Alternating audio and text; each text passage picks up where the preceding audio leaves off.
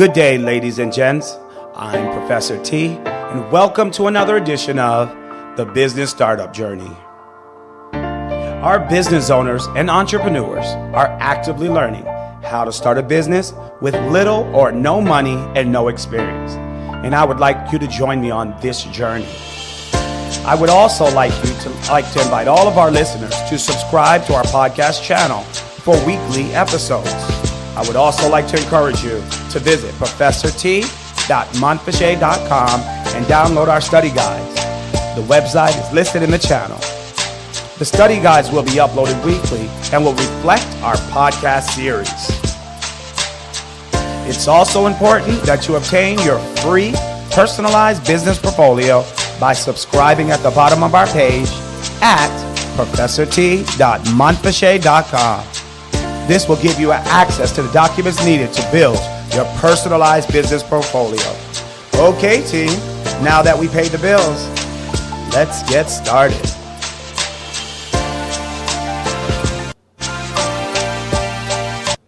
Good day, ladies and gents, and I want to thank you for tuning in to another episode of the Business Startup Journey. I am happy and excited to be here with you guys today to share what I've been studying and learning throughout the couple of weeks.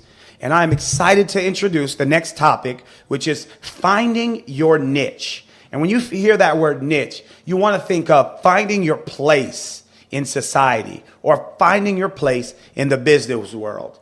And by doing that, you have to develop your great idea and let it flourish and grow into that niche. So using your great idea to find that place in the business world.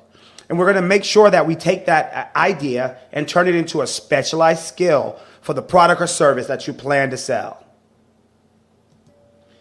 All right, guys. So now that we have our niche, which was developed through our good idea or great idea, we have to choose the area of business we want to be in. So for today's example, we're going to choose to be in business as an event hall owner. So our goal is to open an event hall. All right, guys? So now that we know that we have an event hall as our business topic or our business goal, we need to specialize in this particular area. So we're going to say that we're going to specialize in birthdays, anniversaries, any big personal event. So that means our event hall won't be there for dance clubs or gatherings like that. We're going to specialize in a way that caters to people that want to hold elegant, upscale events. So now we just made a specialization for our business. And now that equals and grows into the business that we're going to start. So guys, we got to remember that we cannot do everything. We can't be everything for everyone. We are a limited resource. So we cannot come into business and expect to meet everyone's needs. We have to specialize in this particular area, and we don't want to move from it or move in another direction. So the problem that we solve now is the town that we live in does not have an event hall that caters to elegance and upscale parties such as sweet 16s and birthdays and anniversaries. So now the problem that we're solving for that community is that we're going to open an event hall that caters for all those venues that I just described. So now that we know what niche we're going to go after in our business plan, now is the time to evaluate our specialization skills. So now we're going to move on to a part where it says 4 steps in evaluating your specialization. And first, you need to evaluate your current experience. You need to make sure that you have the experience to run this business, the day-to-day operations while you're there and when you're not there. And while you're evaluating your current experience, summarize your current experience. Just narrow it down so that it's not something so long and and something that we can't understand, and make sure it's something that's readable, legible, and quickly to understand. Then, after we summarize our experience, we should categorize your strengths. And while you're categorizing your strength, that makes sure that you put them in different areas that suits your ability for running an event hall. Categorize your strengths, categorize your weaknesses just as well, and rely on notes from the podcast 1 and 2 to complete this task. All right, guys? Rely on notes from podcasts 1 and 2. to complete this task. The third step is develop ways to add to your strength. And the way you can do that is very simple. Go to your local library and start reading up on event halls, how to operate a small business, how to manage a small business, how to attract customers, how to do every aspect of the business so that you will be in the know-how when you're creating this business. And then familiarize yourself with industry influencers and lecturers. And you can do that by joining score.org. That's an organization that will bring influencers to your forefront, or the Small Business Administration. That's the SBA. They also have programs and a lot of get-togethers and forums where you'll be able to meet people that are experts in that field. Now, guys, please keep in mind that you are not permanently bound to your niche. You're able to change your niche, and you're able to change the direction that your niche is going in, and any specifics about your niche. You are free to change your niche. Now, the next part of the training, I added a link that's on there, and that has it's a 5 online quizzes that can help you find your niche. If you've already found one, go ahead and still take those quizzes, because they'll help you grow that area of your niche, or they'll give you very much so ideas. And if you haven't, go ahead and take those 5 quizzes, or one of the 5 quizzes, and let that help navigate you in the way that you want to grow, or the way that your niche is going to be developed. So now I want to share with you how I came about to grow or come up with my niche. I knew that I wanted to help small business owners in some way, shape, or form. I know that my history and my skill set showed that I had a strong ability in helping navigate the startup process of small businesses. I had worked with several different businesses to grow. And after I saw them grow, I saw that my need there was no longer needed. So I went on to another industry and helped them grow their business. So after I saw that I was doing a pattern of helping people grow their business, I said to myself, this might be something that I want to do. So I spent 9-10 months reading books, familiarizing myself with the business, learning every way, shape, or form so that I would be a better influencer in the field. And then I started growing my social media around that so I could share the information that I knew with other people out there.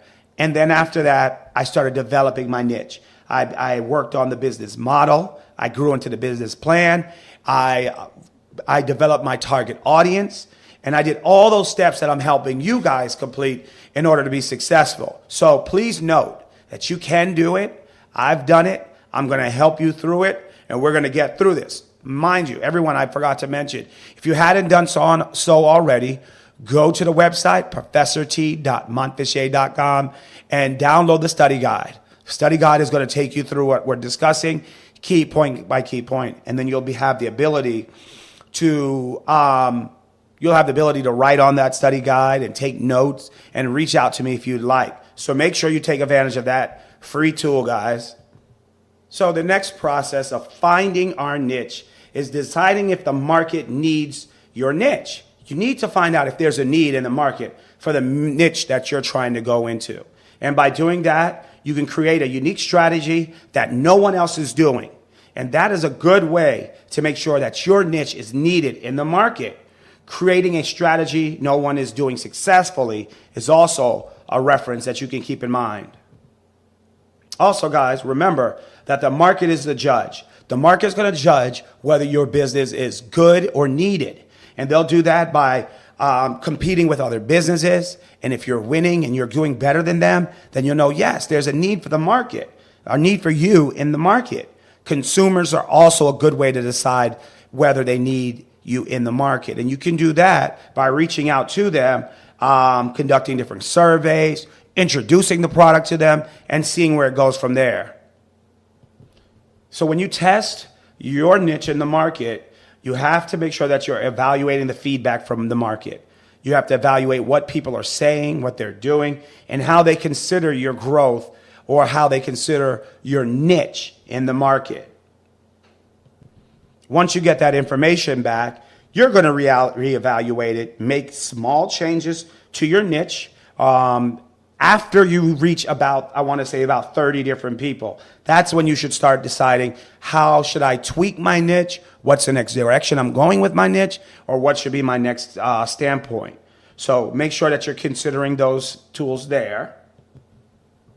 And then next, you're going to relaunch your niche with the evaluated suggested changes. Relaunch it back into the market. And then after you do that, you're going to repeat the process over and over several times. I would say about a good 5 to 10 times until you see and you know exactly what the market is responding to. Now, guys, I want to let you know that when I say the market, I'm meaning the consumers that's out there. Putting that out, testing it like a soft launch. Testing your item or your service out in the markets, seeing how people respond, asking them for their feedback, and then delivering a product that's more in tune with what they want. And by doing that, you'll make the changes, you'll relaunch it, and then eventually after 5 to 10 times, you'll come up with a method or a product or a product that the market is responding to very well. I want to encourage everyone to be innovative when you're doing this process. Innovation is the key behind everything. And that's what's going to keep you ahead of the class. Provide a product or service that people want. So put some thought into that. We did a whole series on developing your ideas. So use those methods to create an idea that the market and the people will want. Your niche takes time to develop. So don't expect yourself to have a niche that's hitting and on point right now. Mine's changed and it was manipulated several different times until I got exactly what service I wanted to provide in the market. So keep that in mind. And I worked at it for at least 8 to 9 months. So don't expect that your niche would be what it is, but just expect that changes will happen. And I'll be there to help you along the way. And my last tip will be to encourage everyone to work on your niche daily. It's very important that while you're out on the street, you're with your friends and family and co-workers and anyone that comes in contact with you. And if the conversation does come up and you're able to pitch them your niche, get that response. See how they're doing. See how they respond. And then use that into your benefit.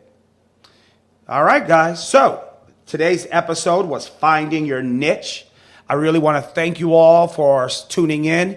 This was very, very important. So if you have any questions or concerns, you know how to reach me at professorT.montfichet.com. And remember, everybody, this episode was Professor T approved. Thank you and good night.